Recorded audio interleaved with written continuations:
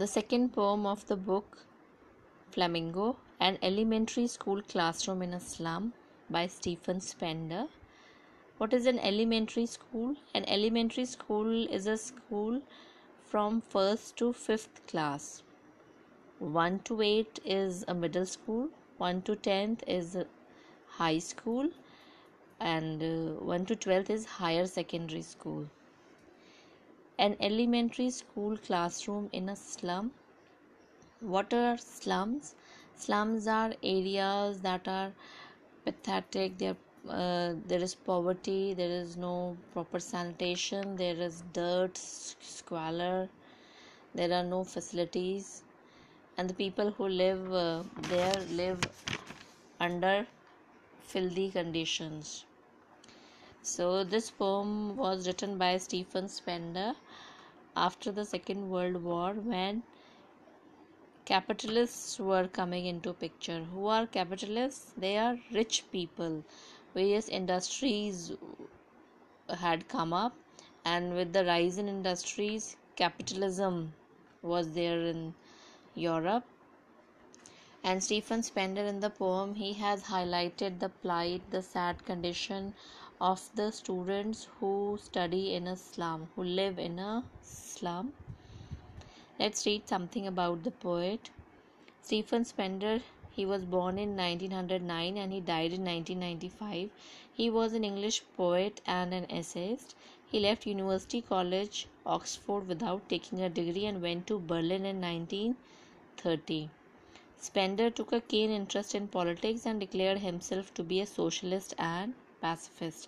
Who is a socialist? Socialist is a person who believes that all the resources which are there in a country should be owned and managed by the state, by the government. They should be under the control of the government.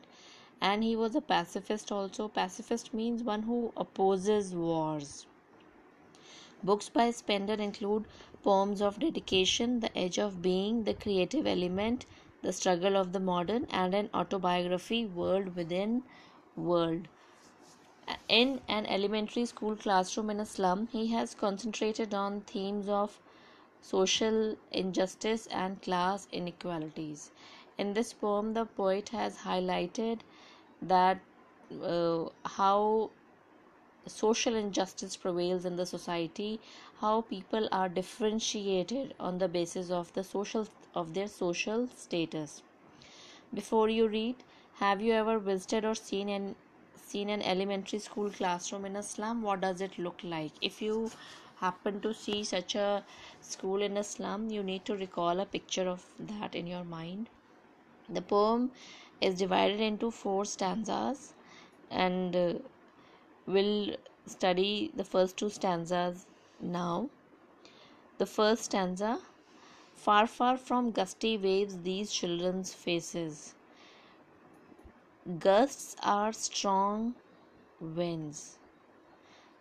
These children live in slums, which are congested areas, and these children are not able to feel strong waves of wind, strong gusts of wind. That is why the poet says that far, far from gusty waves these children's faces. These children's faces are untouched by the beauties of nature. Even gusts of wind are unable to touch the faces of these children. They are deprived of the beauty of nature as well. Like rootless weeds, the hair toned round their pallor. Like rootless weeds. Rootless means which has no roots. Here these children are rootless, which means that they have no identity of their own.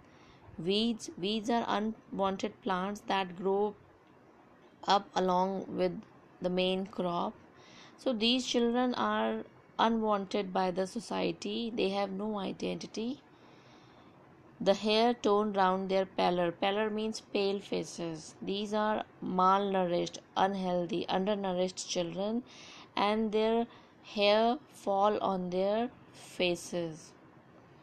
Their hair is not combed, their hair is not properly kept, and they seem to fall on their pale faces. Now the poet has described 4 students who are sitting in the class. The first is a girl, the tall girl with her weighed down head. The first student who is there in the class is a tall girl, and it seems that she is overwhelmed mentally. She is overburdened. She is suppressed. She is burdened with the responsibilities, miseries of life, of poverty. The second child, the paper seeming boy. The second child is thin like a paper, as thin as a paper.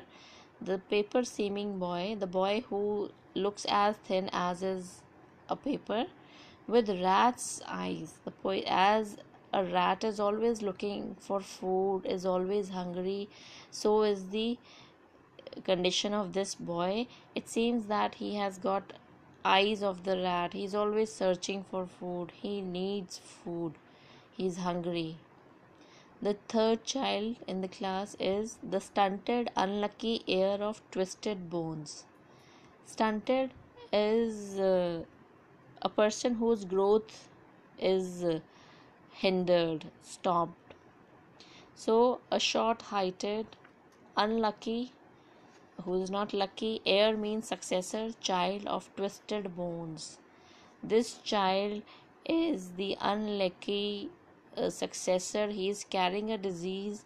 He has twisted bones. Of twisted bones, reciting a father's gnarled disease. He is telling of his father's gnarled. Gnarled means um, where a person's physique becomes disfigured disease.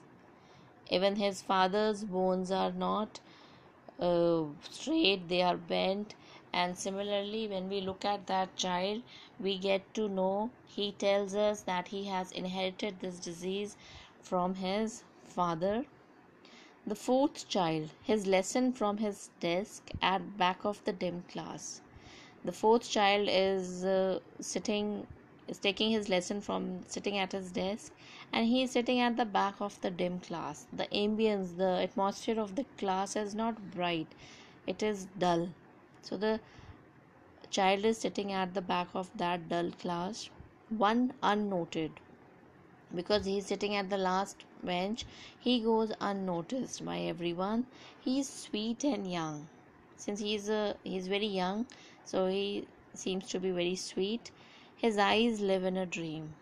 It seems that he is physically present in the class, but his eyes are dreaming of something else. He is thinking about something else, of squirrel's game in tree room. Other than this description of the class, this child is dreaming of what the squirrel is playing in its tree room. The child is physically present, but he is mentally there, thinking mentally outside the class, thinking what the squirrel might be playing around its tree room. The fourth child, the description of the fourth child, when it is said that his eyes live in a dream, it is an optimistic note. It is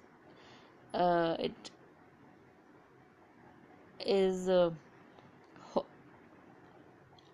it depicts hope, that there is at least one child who can dream, who is a dreamer, who may think of attaining something in life, who may help others come out of the slum.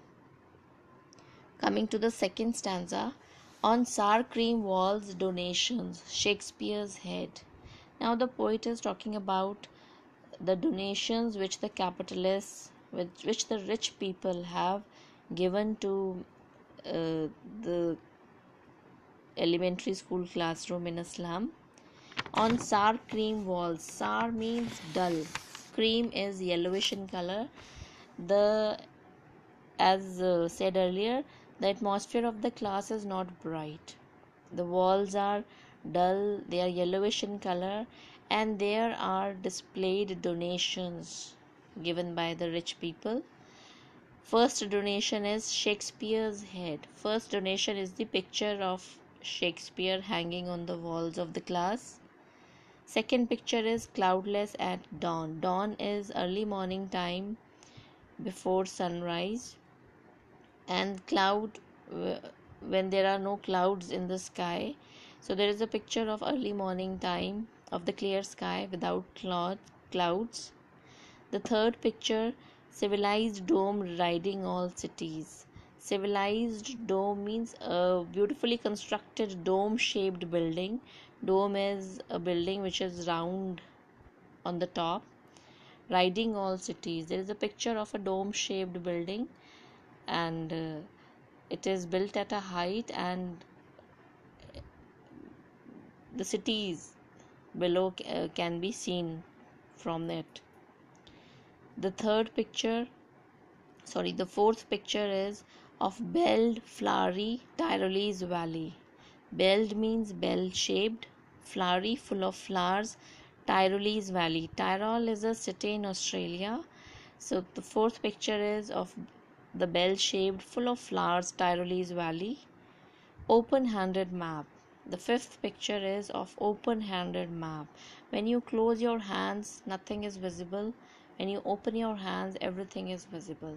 So the map is open-handed, means it is clear to all. Everything is visible. Awarding the world its world. The map is hanging there as it is telling the world. A map tells the world about the whole world. And yet for these children, these windows, not this map, their world. The poet says, for these children living in the slum, their slum, the windows of their classroom is their only world. For there is no place of slum on the map given. So the map is not their world. Their world is the windows of the classroom, the slum where they live, where all their future is painted with the fog.